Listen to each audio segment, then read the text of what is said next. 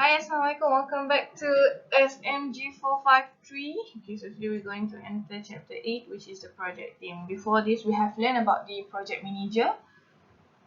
You have already know what are the responsibilities, okay, what are the skills needed in becoming a project manager, and then how to develop those skills. So today, we're going to learn about the project team. So at the end of this chapter, you should be able to understand the development and growth of a team, identify the characteristic of effective project team, about team building, valuing team diversity, ethical behavior, and sources of conflicts and how to approach, what are the approaches in handling the conflict. Okay, so project team development and effectiveness. So basically in a project, okay, people who never work together have been assigned in order to do a project. So for example, like right now, supposedly if you don't have COVID-19, you guys are going to develop and organize a project, okay, and you will work together. Okay, maybe some of you have already worked together before this, but if you have friends or new friends from other branches, so you will have to work with new teammate. Okay, so personal relationship take time to develop. Sometimes 5 6 semester also doesn't give a good bond. Okay, so personal relationship really takes time to develop. Okay? And the team will evolve through various stages of development, which is these are the stages. Okay, forming, storming, norming, performing, um, are the stages of team development. Forming, looking at the name of it, you have already know this is the first stages. It is where you are forming up a team. Okay, the stages involve a transition from individual to team. Okay, you get acquainted, and generally this is where we have positive expectations towards everybody because it's the first time we work with everyone, so we surely have a positive perception because we don't know anyone, so this is our first time working together, so we have a positive expectations. Okay, for forming, little work is actually accomplished because this is the first stage, right? Mana ada work lagi kan. And then project manager must provide directions and structures. Okay, this is where we or the team question like, why are we having this team? Okay, who are the other teams members? What are they like? Okay, so that is the question. Alright, and then we have storming. Storming is the second stage, okay, where we or the team members started to work on their assigned task. This is where we begin to test the limits and flexibility of the project manager. Lots of problems happening here, okay, because bila kita dah membentuk kumpulan, and then people start talking, and then we have different opinion, the perception might be different. So this is where the project manager limits and flexibility is tested. Okay, see, conflict and tensions are increased, motivations and moral are low. Okay, membership lah. Members tries to express their individuality, not their team allegiance. Diorang akan macam, aku boleh buat this is my specializations, and semua orang akan tunjuk pandai macam kan. Project manager at this point should be directive, okay, not to become defensive or take any issues personally.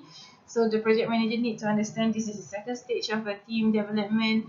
The team is baru nak panas, baru nak work together. Okay, try to provide an understanding and supportive environment. Norming is the third stage. This is where the relationship becomes settled. So kita dah makin lama, kita dah makin biasa.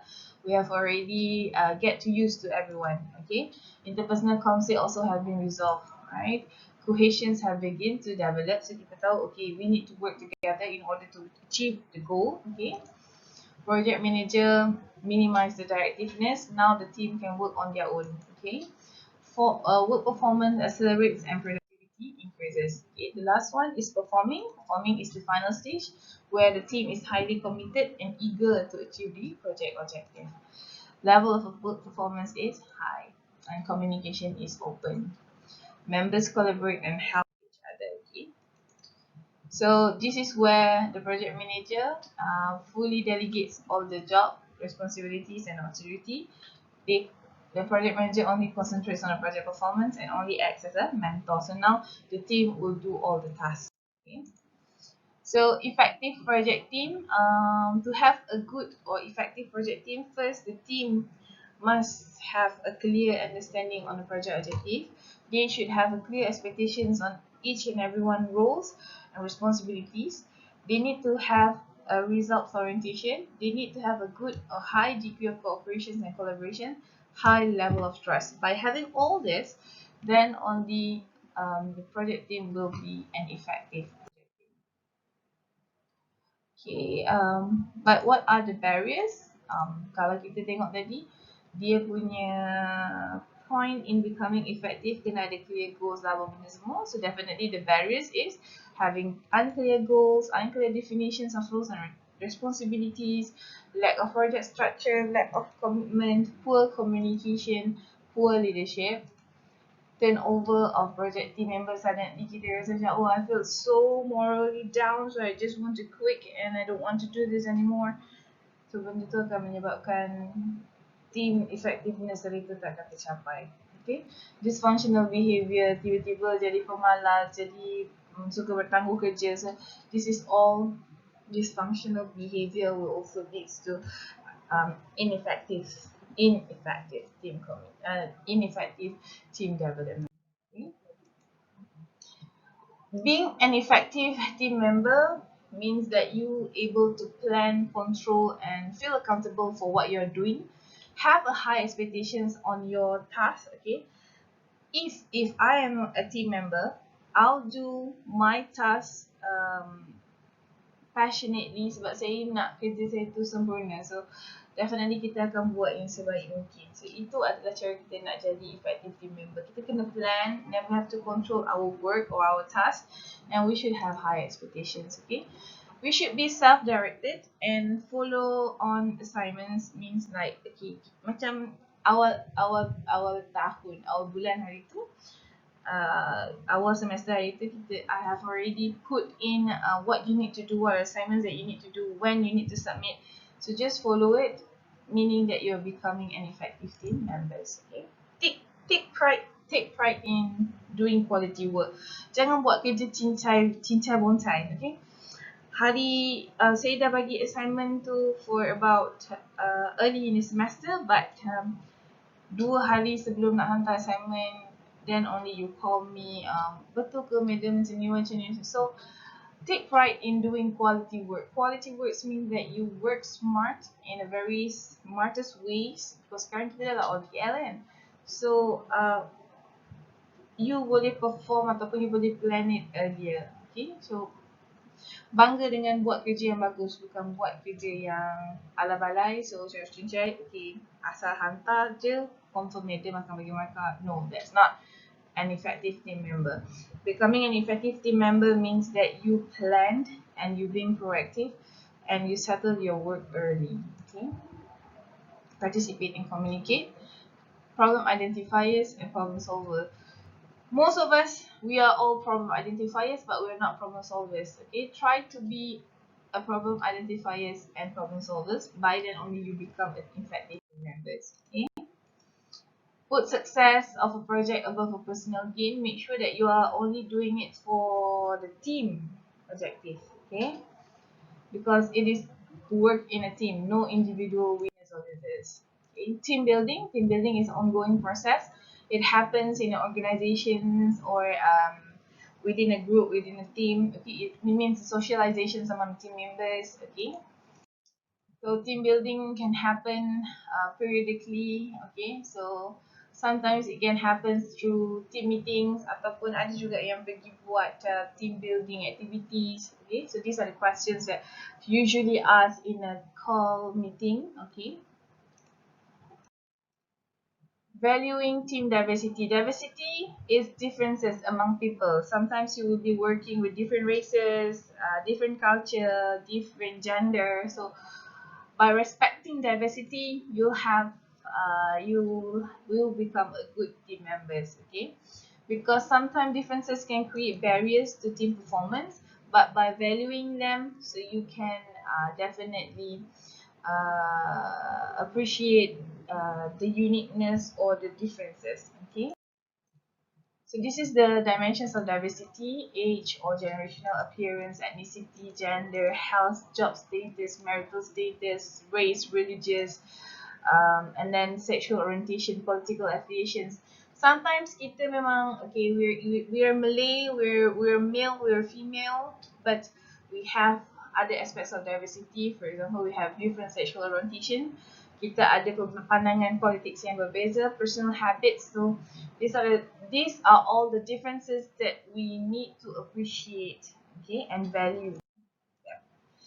Okay, stereotyping is where you categorize people into a group and then discuss about the characteristic.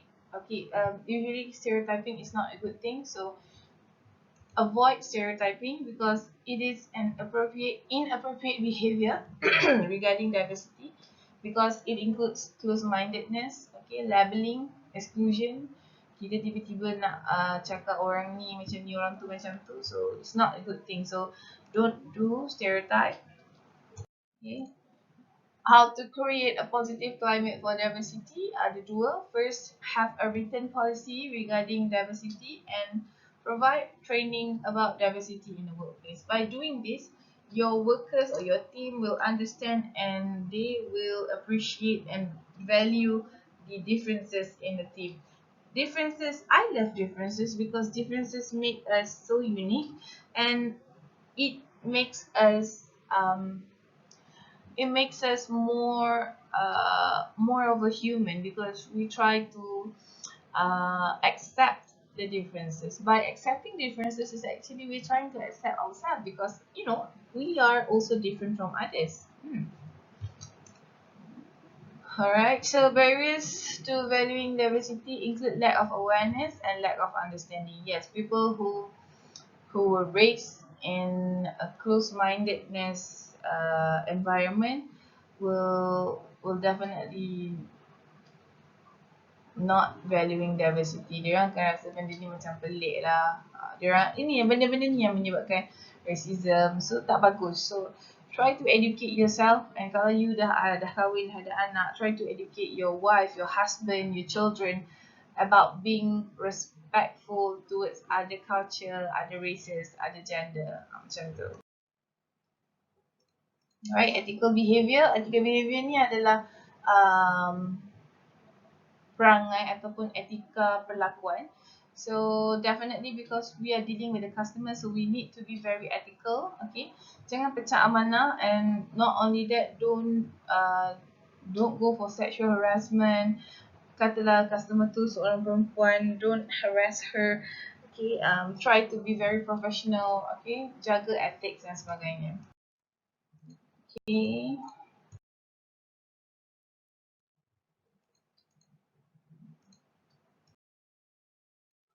Alright. Okay, conflict.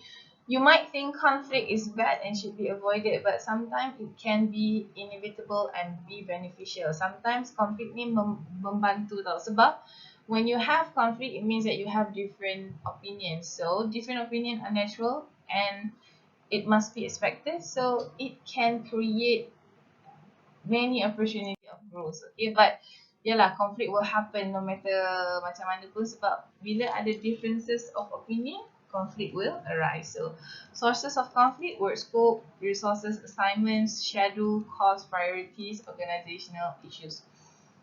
Okay, by understanding these sources, you tahulah bila you're working together in the same team, you will have a conflict because you have different idea rather than your team. So how to resolve this?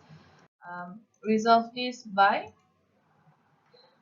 handle it with those who are involved only. Jangan melibatkan orang ketiga, orang keempat. Jangan guna orang tengah untuk selesaikan isu you.